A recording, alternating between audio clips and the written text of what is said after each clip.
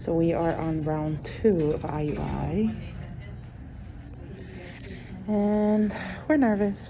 Last time we was a little early, so fingers crossed. Fingers crossed.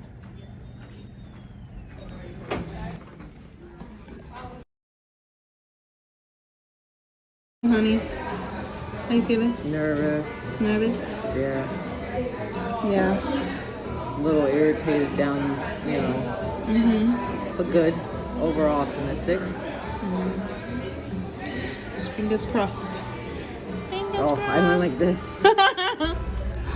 Hey guys, I know I haven't updated you on the IUI that we did last month. I do have the video and I have I just didn't put it together. So we did the IUI last month. That one was a fail. We were actually too early. Well, not too early. We actually ended up, after the insemination, the LH surge started to go up. The reason why we was too early was because the clear blue device, right? Usually it's supposed to detect when your LH surge is starting to rise, and it's pretty significantly dark. I'm gonna show you guys a picture. So that's how dark it's supposed to look. And then, you know, I'm gonna insert some other pictures where you can see it rising. But for whatever reason, the little thing detected that an LA surge was happening. And I said, okay, it's a little too light for the LA surge to be happening, but it could have been probably a defect on the device.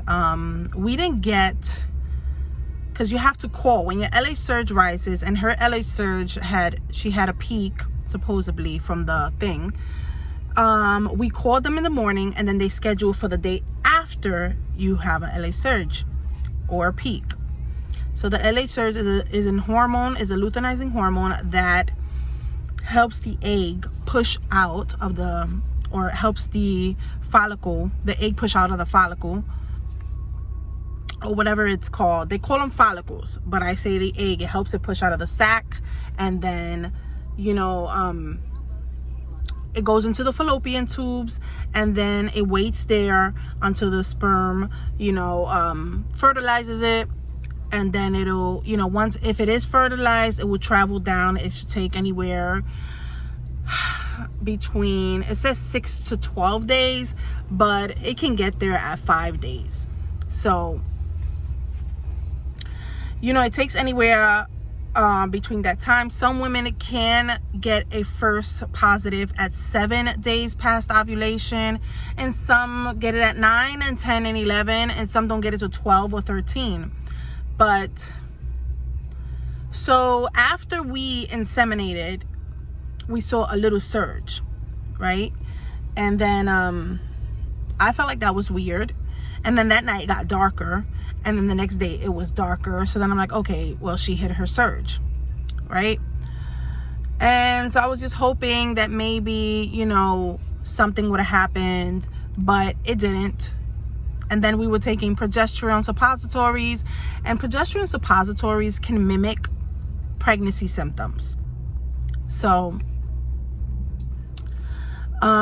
this time around, we waited. I didn't look at the little thing where there was a smiley face. I just used the strips, right? And once the strips got extremely dark, and I'm going to show you guys.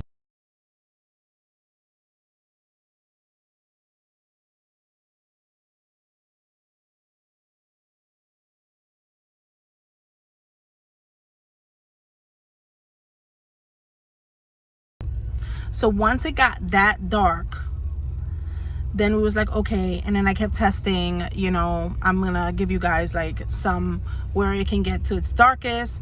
Then last night, I tested a lot of times yesterday. Then last night it began to get just a tad lighter, but it was still pretty dark. And then this morning it was somewhat lighter. And then after insemination, it just looked like it went back up. I don't know, for whatever reason, but supposedly today is ovulation day. It's been like since her surge happened on Saturday at 10 at night. And then it's been around 30 something hours. So now it's probably more than 30 something hours, but she should have ovulated or is about to ovulate. We inseminated today around 11 a.m. So we're just hoping that this is our thing. You know, today I decided that I was going to carry this little baby elephant shirt, this little t-shirt. It's so cute. And I got it neutral because we don't know if it's gonna be a boy or a girl, so I just got neutral. And I thought it was so cute, and I love elephants. Elephants are supposed to signify like good luck, and you know, and I just have it there to remind me that, you know, it will eventually happen. You know, we have to go through, like at first I said, okay, if there's nothing wrong with Odessa, you know, because all her tests came back good, if there's nothing wrong with her, then we're just gonna do the IUI. Turns out you have to do the IUI anyway, because the insurance wants 6 failed IUIs in order to go and pay fully for IVF. So they probably will count the 2 miscarriages, and that would mean that we have done 4 IUIs, and then we would only have 2 left. But let's hope that we don't have to do those 2, and that this one is a successful IUI. So IUI is intrauterine insemination.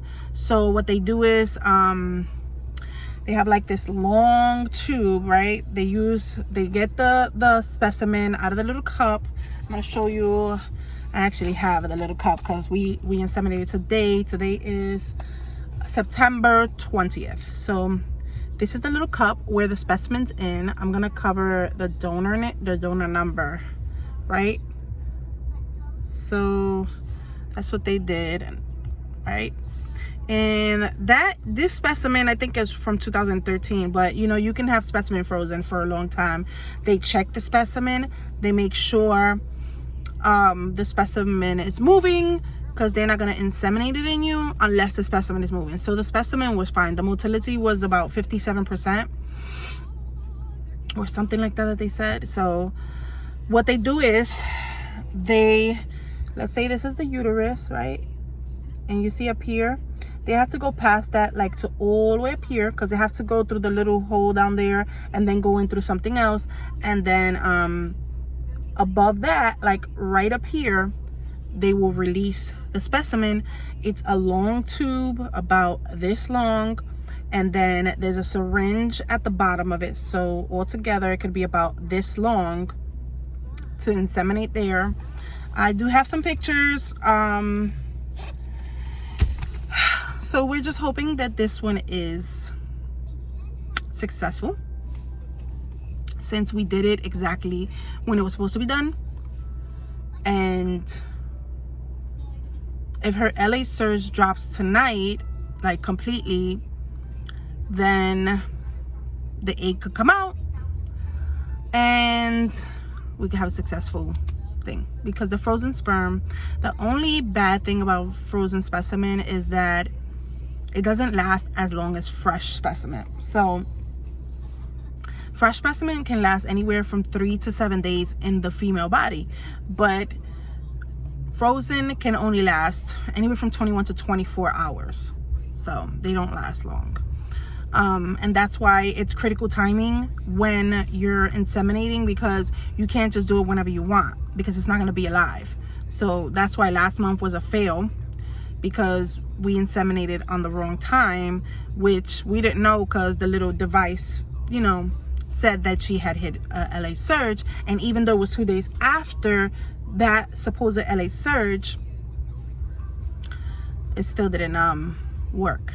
So we started to notice we got darker lines, and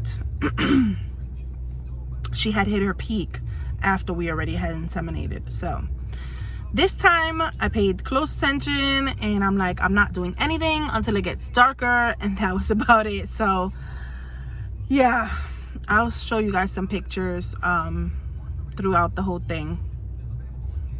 So thank you guys for watching, and this is just an update on our IUI and our fertility journey.